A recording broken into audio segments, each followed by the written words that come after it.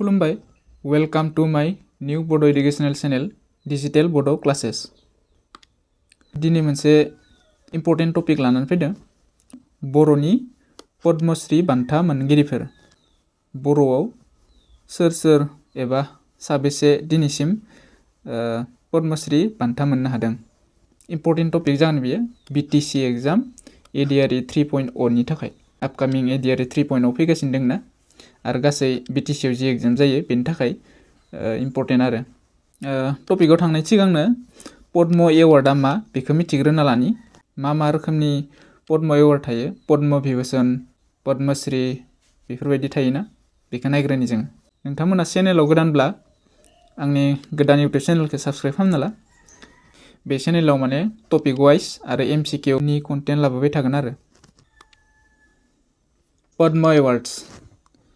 पद्म एवार्ड्सआ मानो वन अफ द highest civilian honours of India माने भारतनि सिभिलियन एवार्डनो माब्लानिफ्राय जागायदोंमोन 1954 मायथाइनिफ्राय होनाय जायो आरो बे एवार्डखौ पद्म एवार्डआ जोंनिया मोनथाम केटेगरि थायो मानो पद्म विभूषण पद्म भूषण पद्मश्री माने गासैखौबो एक्सेप्शनेल खामानि मावनायनि थाखाय होयो आरो माने ससाइटियाव सुबुं माहारिनि थाखाय माने मुलाम्फा जानाय माबा मोनसे मोजां खामानि मावनानै देखायोब्ला बा हारिनि थाखाय मोजां खामानि मावोब्लाथाय होनाय जायो आरो बे एवार्डखौ नैयाव होनदोंनि दा award seeks to recognise works of distinction and is given for distinguished and exceptional achievements service in all fields of activities and disciplines माने एक्सेप्शनेल आनोखा आलादा खामानि मावनानै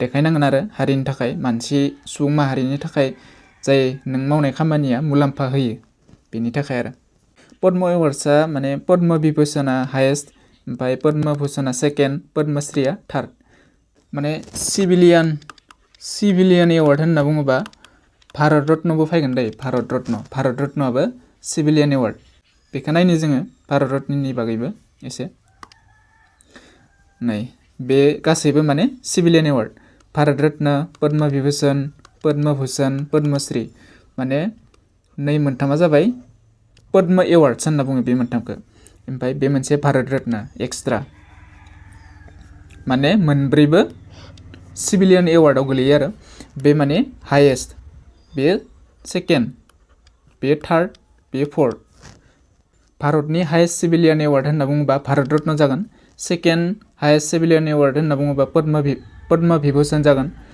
थार्डबो होनना बुङोबा पद्म भूषण फोर्थआव दङ पद्मश्री ओमफ्राय जुदि पद्म एवार्ड्सनि हाइएस्ट एवार्ड होनना बुङोबा पद्म विभूषण सेकेन्डआव पद्म भूषण ओमफ्राय पद्मश्री बे आरो बे मोनब्रैया हाइएस्ट सिभिलियन एवार्ड भारत रत्नआबो 1954आवनो समान माबादो स्टार्ट जादों बाट भारत रत्नखौ बोसोरफ्रोमबो होनाय जाया एसे गोबावदो होनाय जायो आरो बेखौ दा मिथिबाय जोङो highest civilian award Bharat Ratna second Padma Vibhushan third Padma Bhushan फोर्थआव दङ पद्मश्री ओमफ्राय जुदि पद्म एवार्ड होनना बुङोबा पद्म विभूषण पद्म भूषण पद्मश्री बेबायदि आरो एवार्डखौ माला एनाउन्स खालामनाय जायो बा माला होनाय जायो दा awards R announce on the eve of Republic Day every year माने रिपाब्लिक डेनि सानसे सिगां एनाउन्स खालामनाय जायो बे एवार्डखौ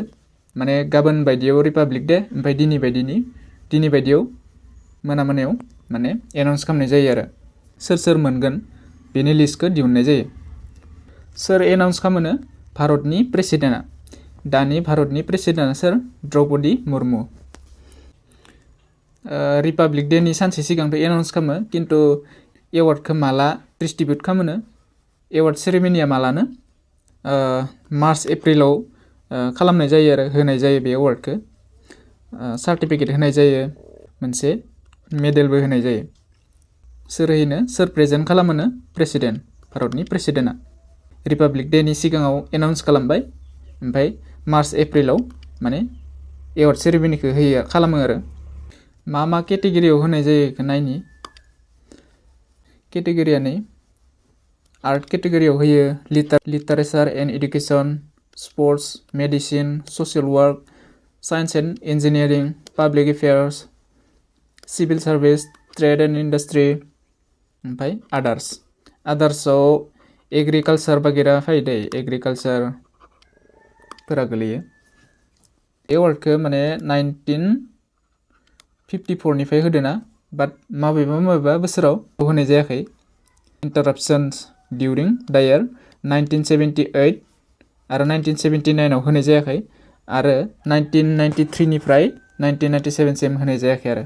नमिनेसना माबायदिनो, नमिनेसन प्रसेसा माने पाब्लिक नमिनेसन प्रसेस इज ओपेन टु द पाब्लिक।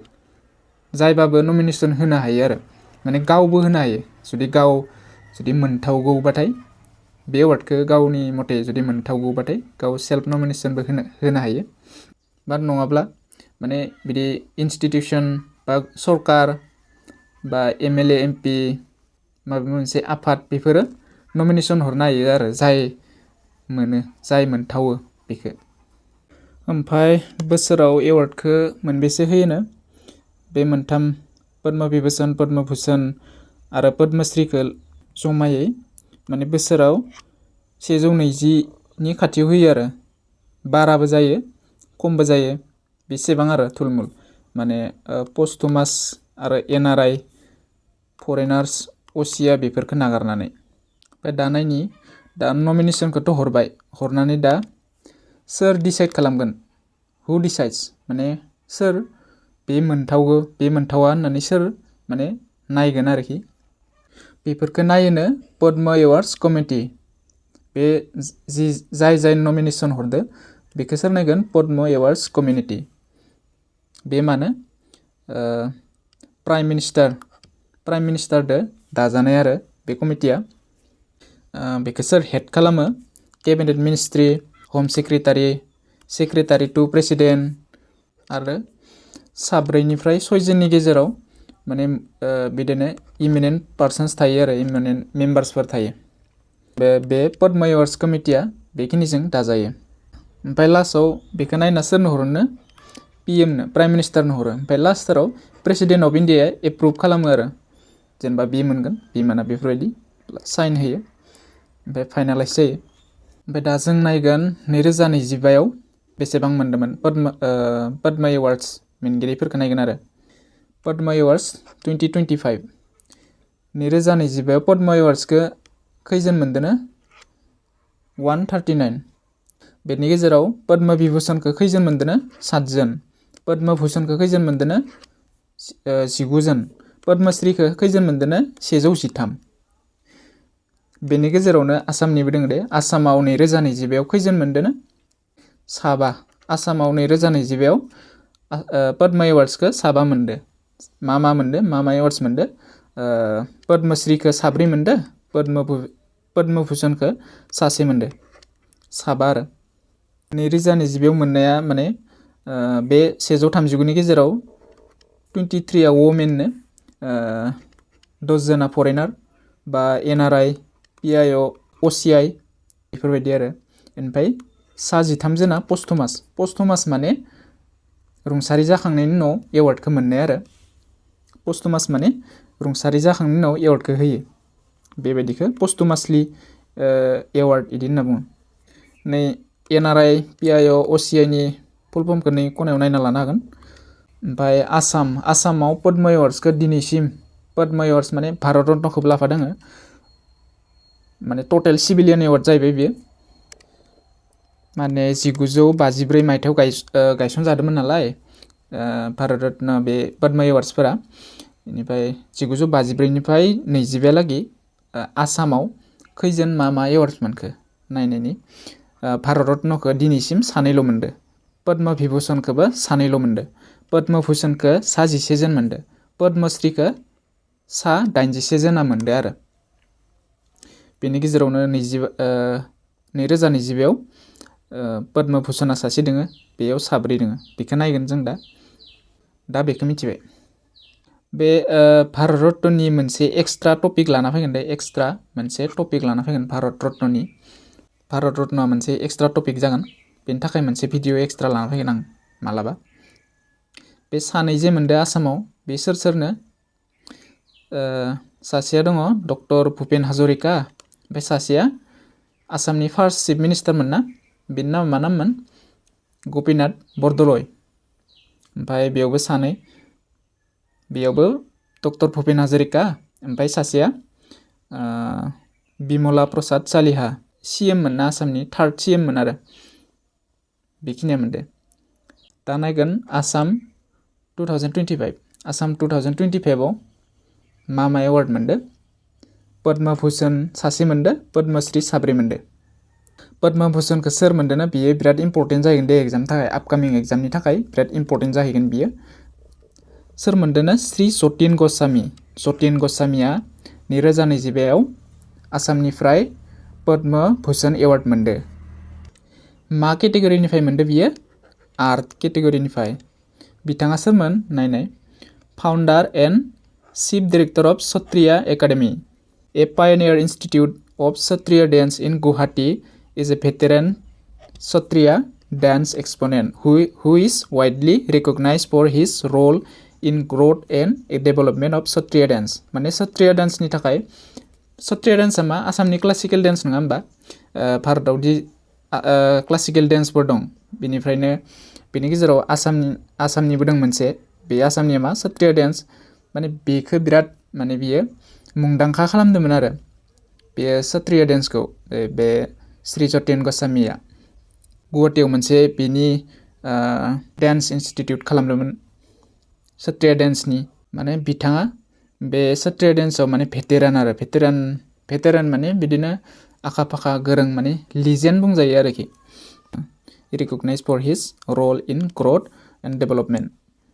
ओमफ्राय बिथाङा आसामनि बाहेरावबो क्षत्रिय डान्सखौ पपुलार खालामदोंमोन। बिथाङा मा एवार्ड मोनबावदोंनो ओरैनो? बिथाङाथ' बिराद मुंदांखाखा नालाय, संगीत नाटक एकाडेमि एवार्डबो मोनदोंनो 2004 आव। पद्मश्रीबो मोनखांबावबायनो बियो बे मा मायथाइयाव? 2008 आव। बेबो आर्ट केटेगरियानो जागोन नङा होमबा? बेफोरखौ गोसोआव लाजोबथारनांगोन आरो। जतिन गस्वामीनि बागै एसे नायना लाबाव नोंथांमोना। बे एवार्डफोरखौ माला मा मोनदोंमोन, बेबायदि जोबोद गोनांथि आरो एग्जामनि थाखाय। ओमफ्राय पद्मश्रीयाव साब्रै, सोरनो? श्रीमती गीता उपाध्याय, मा केटेगरियाव? Literature and education. ओमफ्राय श्री अनिल कुमार बर', नै जोंनि बर' हारिनिफ्रायबो सासे मोनाखैमोन होनब्ला? मोनदोंमोन ना? लिटारेचार एन्ड एडुकेसन केटेगरियाव मोनदो बिथाङाबो। इनिफ्राय सोर दोङोनो? रेबकान्त महन्त, बेयो आर्ट केटेगरिनिफ्राय। ओमफ्राय सासेया सोरनो? श्री जयनाचरन भट्टारी, बेबो आर्ट केटेगरियाव आरो। 2025 आव आसामाव पद्म भूषण सासे मोनदो श्री जतिन गस्वामी, आरो पद्मश्री साब्रै मोनदो। बे साब्रैनि सासे जोंनि बर' हारिनिफ्राय आरो लिटारेचार एन्ड एडुकेसन। बेनि बागैबो एसे नायनानै ला नोंथांमोना, बेनि बागैबो नाय। दा जों नायनोसै जोंनि बर'नि पद्मश्री एवार्ड इज फ्रम बड' कमिउनिटि, माने बर' हारिनिफ्राय दिनैसिमहालागै साबेसे पद्मश्री मोननो हादों? माने जोंनि बर' हारियाव दिनैसिम पद्मश्रील' मोननो हादों दे, बे पद्म भूषण, पद्म विभूषण, भारत रत्न बेबादि एवार्डखौ मोननो हाथ'वाखै। आसा खालामो उनाव जोंनि बर' हारिनिफ्रायबो बेबादि एवार्डखौ मोननो हायो, मोजां खामानि मावलांनानै हारिनि थाखाय, हारिनि मुलाम्फानि थाखाय आसा खालामो आरो। बा दिनैसिम 1954निफ्राय 2025सिम जोंनि बर' हारिनिफ्राय खैजोन पद्मश्री एवार्ड मोननो हादोंनो? बेखौ नायग्रोनोसै जोङो। सोरनो? श्री मदाराम ब्रह्म, डक्टर कामेश्वर ब्रह्म, डक्टर मंगल सिं हाज'वारि, ओमफ्राय सर्बेश्वर बसुमतारी। 2022 आव श्री अनिल कुमार बर', नै दा 2025 आव मोननाया, दानि जों फरायबोनाया। बेखौ जों एसेनि बागै नायनोसै। खैजोन जाखोनो? साबा। जोंनि बर' हारियाव दिनैसिम साबा पद्मश्री बान्था मोननो हानाय जाबाय आरो। फार्स्टआ सोरनो? श्री मदाराम ब्रह्म, बिथाङा रुंसारि जाबाय 1903निफ्राय 1990सिम। मा केटेगरियाव मोनदोंमोननो बिथाङा? Literature and education. जोंनि बर' हारिनिफ्राय लिटारेचार एन्ड एडुकेसननिफ्रायनो बांसिन मोनदो। फार्स्ट मोनदोंमोननो 1988। 1954 आव बे एवार्डआ गायसनजादोंमोन बाट जोंनि बर' हारिनिफ्राय 1988 मायथाइयावसो मोनदोंमोन आरो सोर फार्स्ट मोनदोंमोननो श्री मदाराम ब्रह्म बेखौ एसे नायना लानि माने बड' लिटारेचारनि थाखाय मुंदांखा आरो बिथाङा ओमफ्राय video block development officer first बर'नि ब्लक डेभेलपमेन्ट अफिसार मोनबा आरो ओमफ्राय बिथाङा लिटारेचारावनो बेबायदि ड्रामा लिरदोंमोन ड्रामा रैमालि 1926 मायथाइयाव सादां बैरागि बेबायदि खन्थाइ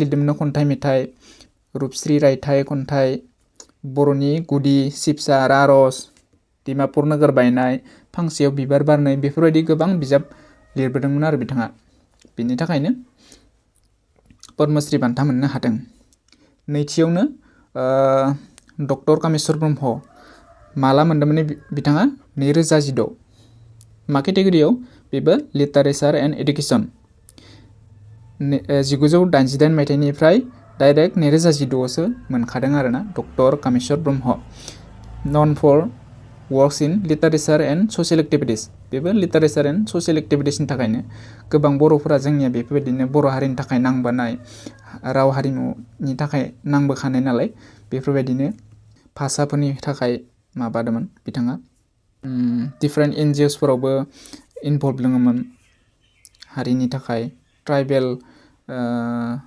सुबुंफोरनि थाखाय बा बिथाङा 2020 मायथाइयाव साहित्य एकाडेमि ट्रेन्सलेसन प्राइजबो मोनदोंमोन दै मानि थाखाय गिबि भारतनि जारिमिन बे माने ट्रेन्सलेसन प्राइज माने बे बिजाबखौ बेलेगा लिरदोंमोन खिन्थु बेखौ बर'आव राव दानस्लायदों आरो बे दानस्लायनायनि थाखायबो एवार्ड मोनसे थायो साहित्यनिफ्राय साहित्य एकाडेमिनिफ्राय होनाय जायो बे एवार्डनि नामानो साहित्य एकाडेमि ट्रेन्सलेसन प्राइज 2020 मायथाइयाव मोनदोंमोन आरो थामथि पद्मश्री बान्था मोनगिरिया जोंनिया सोरनो डक्टर मंगल सिं हाज'वारि मा मायथाइयाव 2021 बेबो सेम केटेगरि बिथाङाबो field of education language literature society religion बेनि थाखायनो मुंदांखा आरो बिथाङा साहित्य एकाडेमि एवार्ड मोनदोंमोन 2005आव बिथाङानो फार्स्ट बड' टु रिसिभ दिस एवार्ड माने साहित्य एकाडेमि एवार्डखौ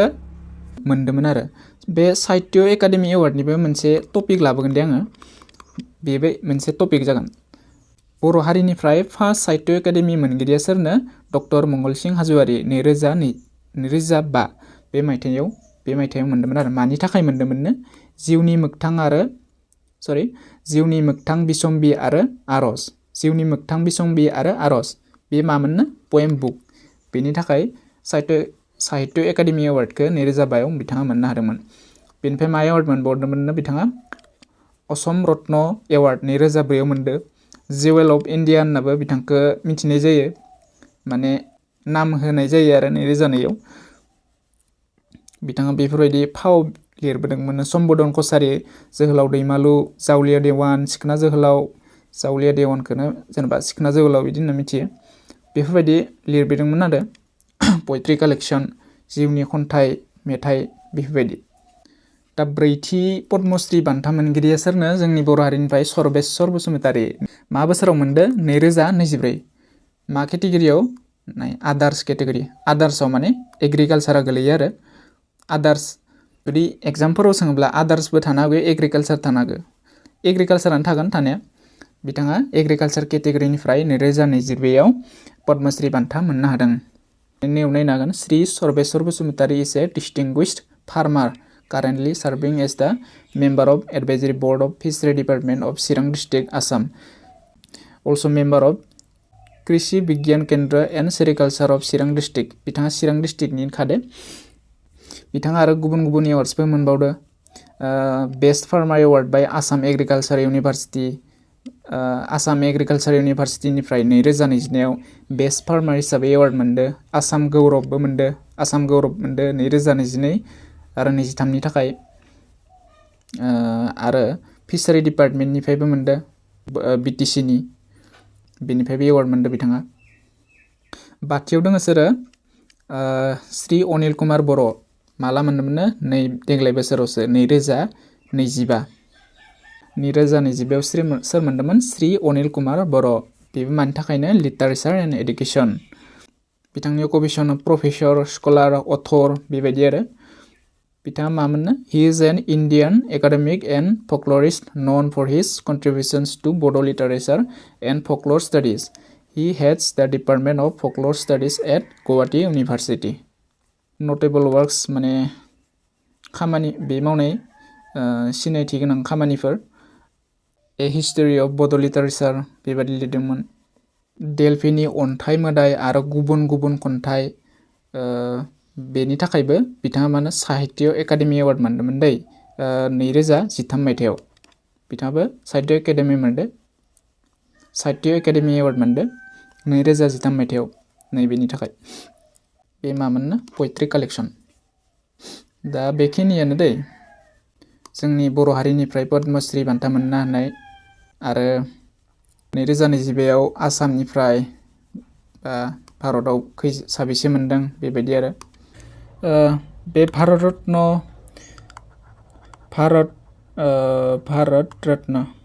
बे भारत रत्न आरो साहित्य एकाडेमि बे मोननैनि टपिक लाना फैगोन दे आङो भारत रत्न एवार्ड आरो साहित्य एकाडेमि एवार्ड बाखि जों मिथिबाय दिनैसिम बर' हारिनि गेजेराव 7 पद्मश्री बान्था मोननो हाबाय आरो नोंथांमोना नायना लाबानो जाबाय